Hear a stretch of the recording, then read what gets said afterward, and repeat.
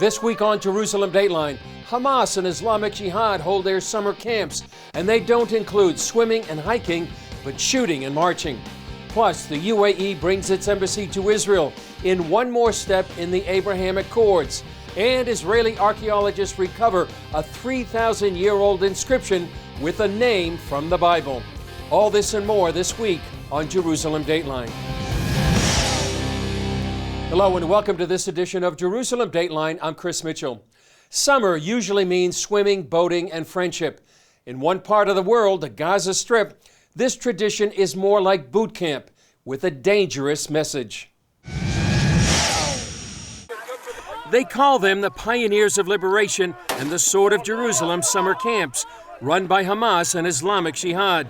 These videos, posted by MEMRI, the Middle East Media Research Institute, show what the youth of Gaza are doing this summer. We did not come here to enjoy ourselves or to play or anything like that. We came with our souls, our blood, our martyrs, and are wounded to sacrifice ourselves for Palestine and for our people.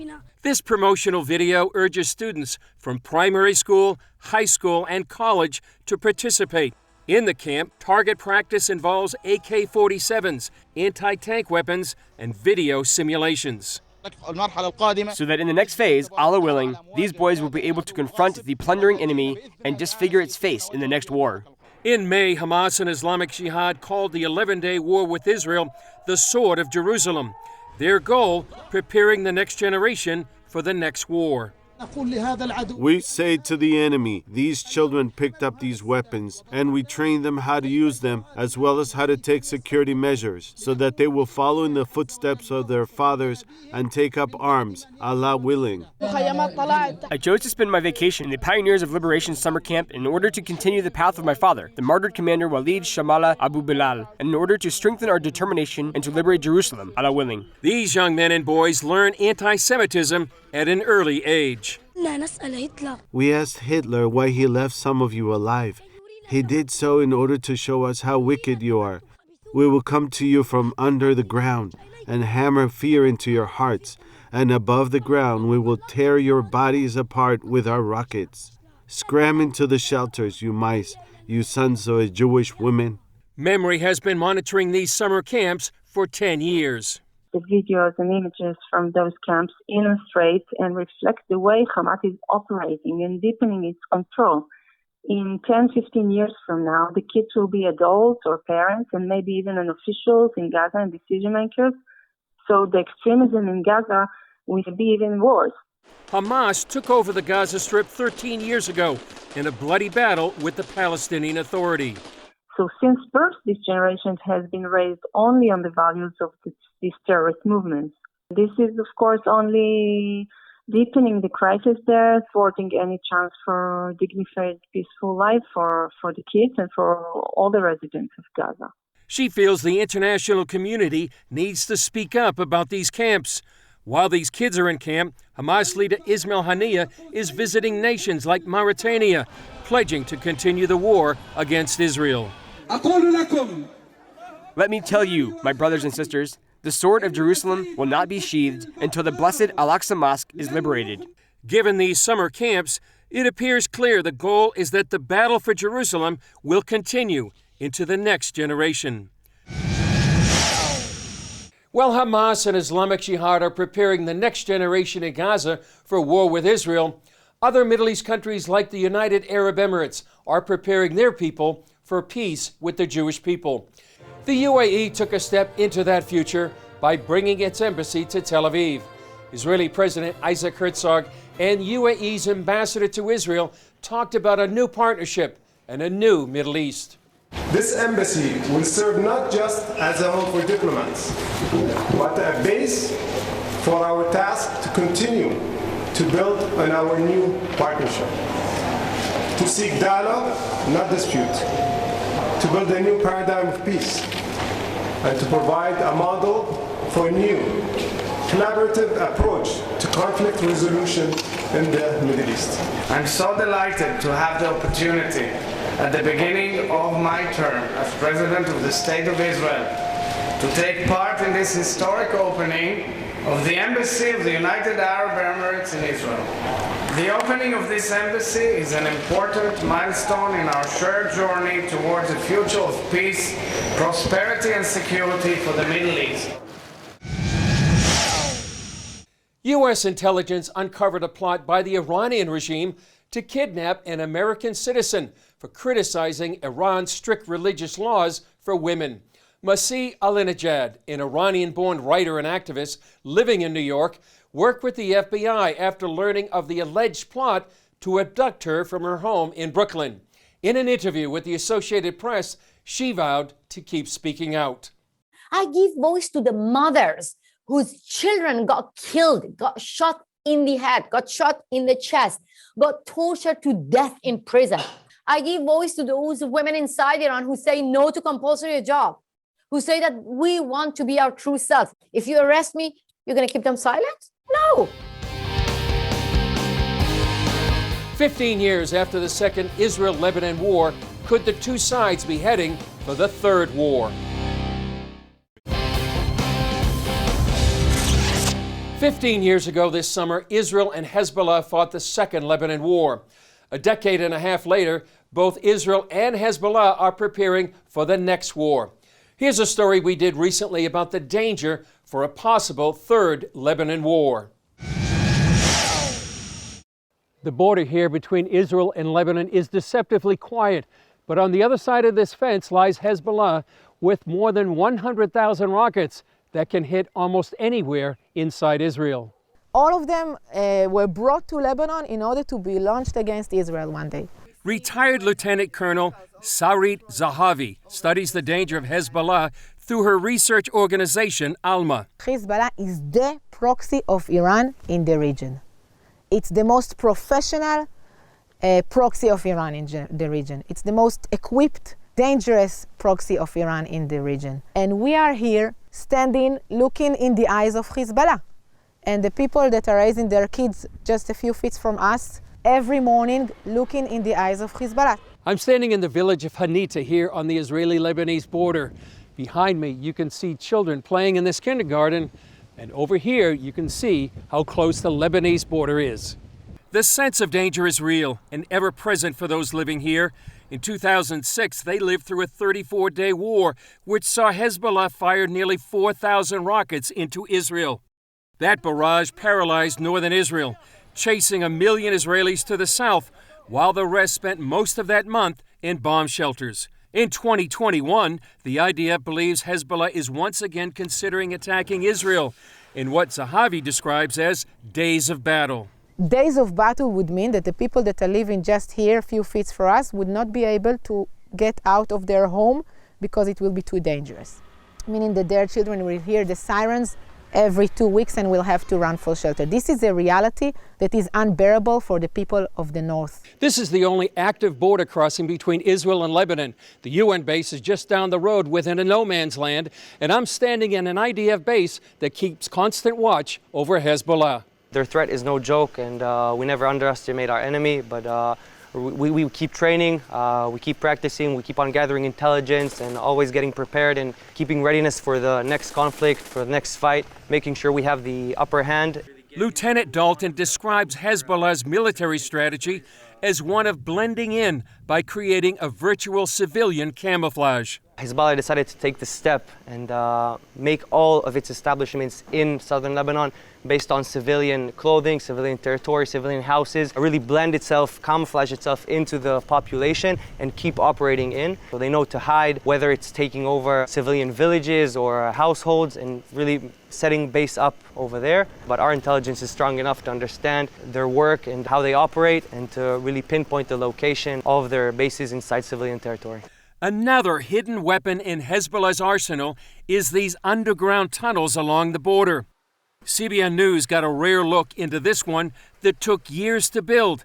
Measuring at least 25 stories deep, it had already crossed into Israeli territory before the IDF uncovered and sealed it.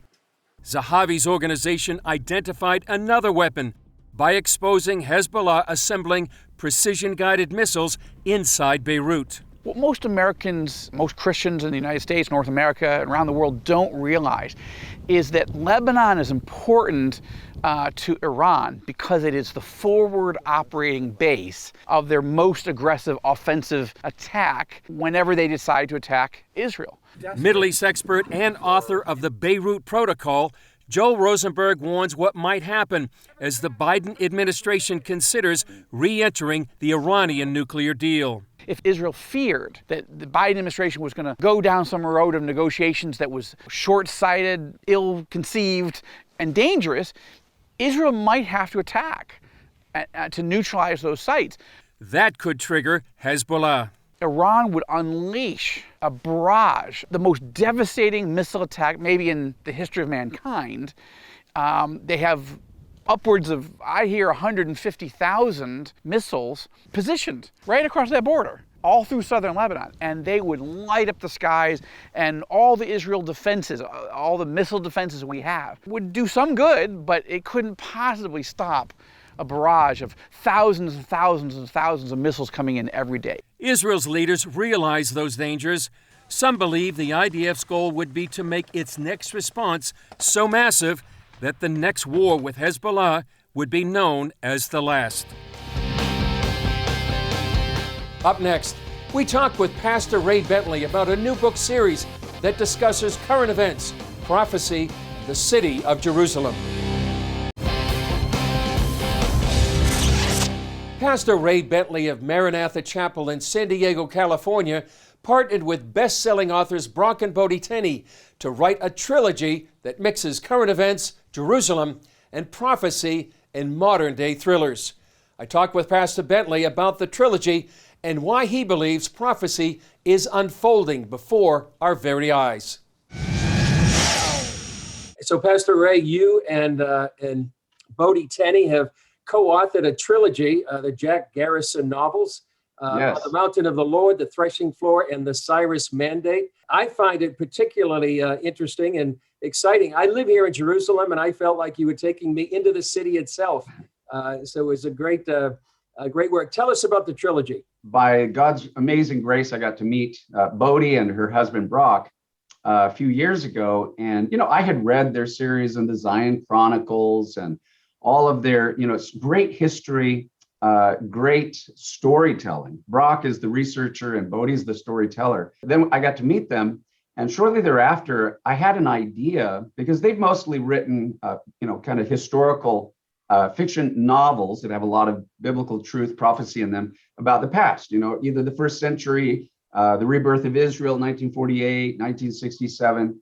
But they've never written anything contemporary about what's happening literally right now. Well, that's what God's put a fire in my heart. Maranatha Chapel, a Jesus people guy. Jesus is coming soon, and Israel's kind of the sign, the clock on the wall. So I called them and I said, hey, Brock and Bodie, I don't know if you've ever done this before, but would you consider, joining together, and I'll kind of provide how I'm seeing prophetic things coming to pass, and you wrap that in a story. Brock, you do the research. And they prayed about it and they said, oh man, we are excited about this. And so we launched this series, and it's about this American character named Jack Garrison, who has had a tragedy in his life, like, many believers maybe in America. And he's kind of lost his faith to a great degree. And he doesn't believe in prophecies and the Bible relating to end times. But he is in a unique position to be sent on a peacekeeping commission to go to Israel and the Middle East and Europe and try to forge a peace deal. And basically, he goes on this tremendous journey of discovery that, oh my gosh, this is really happening. The Bible is really coming alive. Well, you have a wonderful way, you and Brock and Bodie, of sort of weaving in the Bible and prophecy and history and current events. For example, Yes. You talk about the Abraham Accords in a prophetic sense. Tell us about Yes. how you wove all that together. I think that people, even Christians, many times they look, they see the big picture of what's going on, but they don't know, what does that really mean? And what Brock and Bodie have been able to do is to put that in a story, but bring it in a context where characters get to talk about what does this mean? And basically, the Abraham Accords, as you well know, are historic to the degree there has never, all the way going back to Abraham, there has never been a peace agreement that goes all the way back to Abraham between his two sons, Isaac and Ishmael, that coming together. You know what happened, obviously, with having two moms. You've got Ishmael has Hagar, and then Isaac with his mom, Sarah. So they're kind of divided and they go in different directions. Interestingly, they only come together at the end of the book of Genesis when Abraham dies. But the last scene that is given is that Abraham is their father, is the one that brought these two brothers together. Well, Chris, what's happening today is that the descendants of Ishmael, which are much of the Arab and Muslim world, are now saying we would like to be reconciled. And they're calling it, this is a political deal. They're the ones that are calling it the Abraham Accords. So that's like, Israel's like, we could make peace with 90% of our former enemies, mostly within the Sunni Muslim world, the Arab Muslim world, and partly driven by the other side, the Shiite side, the Iranian side that's wanting to take over Saudi Arabia, and they have a whole different eschatology, but they're not related to the Jewish people. Iranians do not have any blood ties, and they're wanting to threaten Saudi Arabia. So Saudi Arabia is like, hey, we need Israel, we need our brother and brothers and sisters, and so I just think it's fascinating that God is using modern geopolitics to literally drive and compel the descendants of Isaac and Ishmael back together under the same tent with the name before the whole world of Abraham. So what I want to tell Christians, and that's what this whole book series is about, is that this has never happened in 4,000 years. We are living in unprecedented times for many reasons, but that's one of them. And of course, the Bible talks about there will be a driving peace deal that is finally put together in the end times. And, that opens the whole scenario of the book of Revelation. So there's a lot of exciting, fun things to talk about, but I think people need to connect the dots and begin to pray because, not to go immediately to, it's going to be the end of the world and all these bad things are going to happen, but this is a healing time. This is a meaningful time. We're to pray for the peace of Jerusalem. And I think God is going to use this season of peace to bring a lot of healing, a lot of, melting of hearts, and a lot of good can come from this season. So, but we need to be aware what time it is. So it's been fun to put that in a story and let people read it, discover it, and get excited about it. Up next, Israeli archaeologists uncover a 3,000-year-old inscription from the time of the Bible. After 7 years at one site, Israeli archaeologists have uncovered an amazing discovery with a connection to the time of the biblical judges.